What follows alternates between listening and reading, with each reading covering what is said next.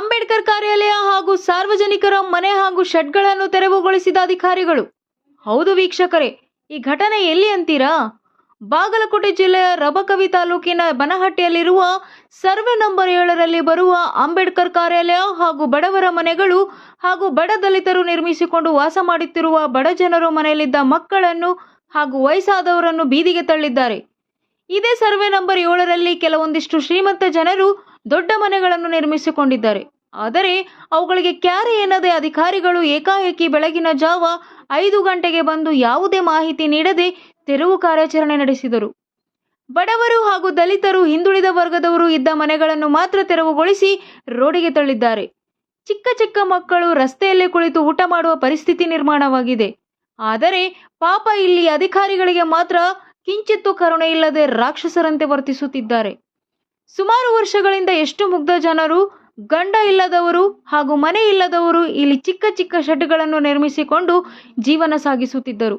ಆದರೆ ಅರಣ್ಯ ಅಧಿಕಾರಿಗಳು ಹಾಗೂ ಕಂದಾಯ ಇಲಾಖೆಯವರು ಹಾಗೂ ಪೊಲೀಸ್ ಇಲಾಖೆಯವರು ಸೇರಿಕೊಂಡು ಇಲ್ಲಿದ್ದ ಮಕ್ಕಳನ್ನು ಹಾಗೂ ಅಜ್ಜ ಅಜ್ಜಿಯರನ್ನು ಹೊರಗಡೆ ತಳ್ಳಿದ ಘಟನೆ ನಡೆದಿದೆ.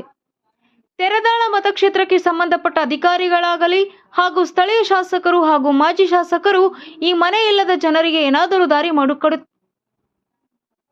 ಮಾಡಿಕೊಡುತ್ತಾರೋ ಅಥವಾ ಇಲ್ಲ ಎಂಬುದನ್ನು ಕಾದು ನೋಡಬೇಕಾಗಿದೆ. Praveen Siddharth, news 24x7. ಇದು ಬಡವರ ಧ್ವನಿ, ಜಮಖಂಡಿ.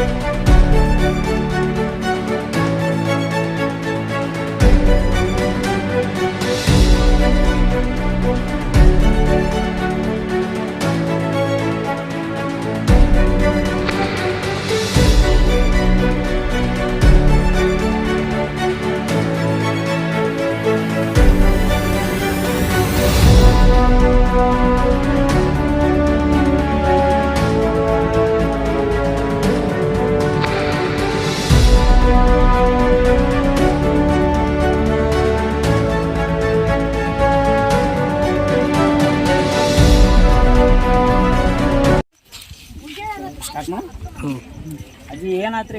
ಬೆಳಗ್ಗೆ ಏನಿದೆಲ್ಲ 3 ಬಂದಾರ್ರಿ ಅವ್ರು.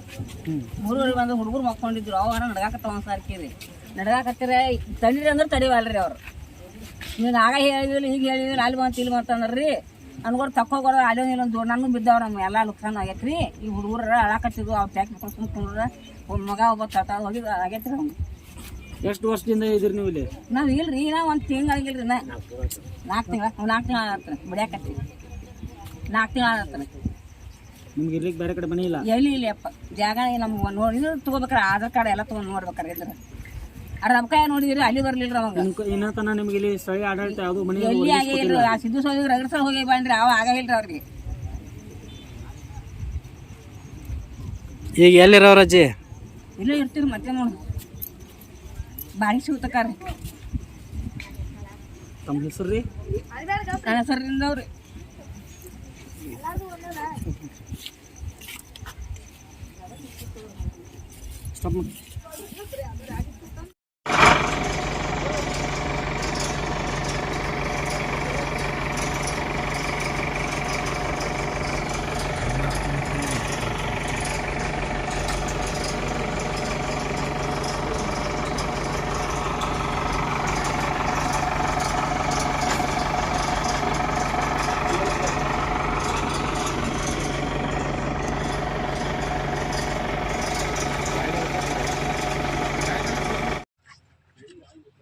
ಮೇಲ್ಗಡೆ ಮಸೂದಿ ಎಷ್ಟು ಎಕರೆ ಅದ? ಮೇಲ್ಗಡೆ ಮಸ್ಜಿದ್ ಎಷ್ಟು ಎಕರೆಗೆ ಅಪ್ರೋಚ್ಮೆಂಟ್ ಎಷ್ಟು ಎಕರೆ ಮಾಡಿದ್ದಾರೆ? ಗುಡಿ ಗುಂಡಾರಗಳು ಎಷ್ಟು ಎಕರೆ ಇದೆ, ಎಷ್ಟೆಷ್ಟು ಇದಾವೆ? ಈಗ ಸಾಹೇಬರು ಇವರ ಹದ್ದು ಬಸ್ನಲ್ಲಿ ಎಷ್ಟು ಅಪ್ರೋಚ್ಮೆಂಟ್ ಆಗಿದೆ ಗೊತ್ತಾ? ನೀವು ತೆಗಿಯಂಗಿಲ್ಲ, ಕೇಳಂಗಿಲ್ಲ. ಯಾಕಂದ್ರೆ ಬಲಾಢ್ರಿ ನಿಮಗೆ ಕೇಳಕ್ ತಾಕತ್ತಿಲ್ಲ. ಯಾರು ನಿರ್ಗತರಿಗೆ ಇರ್ತಾರ, ಯಾರು ದಲಿತರು ಇರ್ತಾರ, ಅವ್ರನ್ನ ಮಾತ್ರ ಅವ್ರ ಮೇಲೆ ದೌರ್ಜನ್ಯ ಮಾಡೋದು ನಿಮ್ಗೆ ಅಧಿಕಾರಿಗಳ ಕೆಲಸ. ನೀವು ಒಂದ್ ನಾ ಹೇಳ್ತೀನಿ ಕೇಳ್ರಿ ಪವನ್ ಕುರ್ನಿಂಗ್ ಅವ್ರ, ನೀವು ನಾ ಹೇಳ್ತೀನಿ ನಿಮ್ಮ ತಾಯಿ ಮೇಲೆ ಆನೆ ಮಾಡ್ಬಿಟ್ಟು ನೀವು ಎಷ್ಟೆಲ್ಲ ಅಧಿಕಾರಿಗಳಿದ್ರಿ, ಯಾರು 10 ಪೈಸೆ ಯಾರು ತಗೊಳ್ದ ಒಂದೇ ರಕ್ತ ಹುಟ್ಟಿದವ್ರು ಇದ್ರೆ ಹೇಳ್ರಿ, ನೀವು ಯಾರ ಹತ್ರ 10 ಪೈಸೆ ತಗೊಂಡಿಲ್ಲ ಅಂತೇಳಿ. ನೀವು ಮಾಡೋದು ಭ್ರಷ್ಟಾಚಾರ, ಬಡ ಜನರ ಮೇಲೆ ದೌರ್ಜನ್ಯ ನಿಮ್ದು. ನಾವು ಬಿಡೋದಿಲ್ರಿ ಇದನ್ನ ಅಷ್ಟಕ್ಕೆ. ನಾವು ಯಾಕೆ ಸುಮ್ಮನೆ ಇದೀವಿ, ನಮಗಿದು ಬೇಕಿತ್ತು, ಇದರಿಂದ ಷಡ್ಯಂತ್ರ ಇತ್ತು, ನಮಗಿದು ಬೇಕಿತ್ತು. ಎಷ್ಟು ದೌರ್ಜನ್ಯ ಮಾಡೋದ್ರಿ ಅದು, ಎಲ್ಲ ಗೊತ್ತು.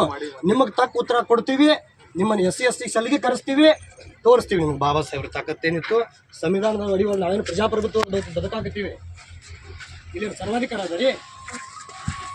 ಇಷ್ಟೇ ಈ ಜಾಗಕ್ಕೆ ಮಾತ್ರ. ನೀವೀಗ ಬರ್ರಿ ಅಲ್ಲಿ ದಿಶಾಂಕ ಹಾಕೊಂದಿಲ್ರಿ, ಎಲ್ಲಿ ತೋರಿಸುತ್ತೆ, ನಾವೇನು ಕೇಳ್ತೀವಿ ಏನ್ ರೆಫರೆನ್ಸ್, ಮತ್ತೆ ಅದನ್ನ ಯಾಕೆ ಇಟ್ಟಿದಾರ್ರಿ? ಅದ ಕೆಳಗೆ ಅವರ ಬರ್ತಾರ್ರಿ, ಅದ ನೋಡ್ರಿ ರೆಫರೆನ್ಸ್ ನೀವು ಕೊಟ್ಟಿರೋ ಮ್ಯಾಪ್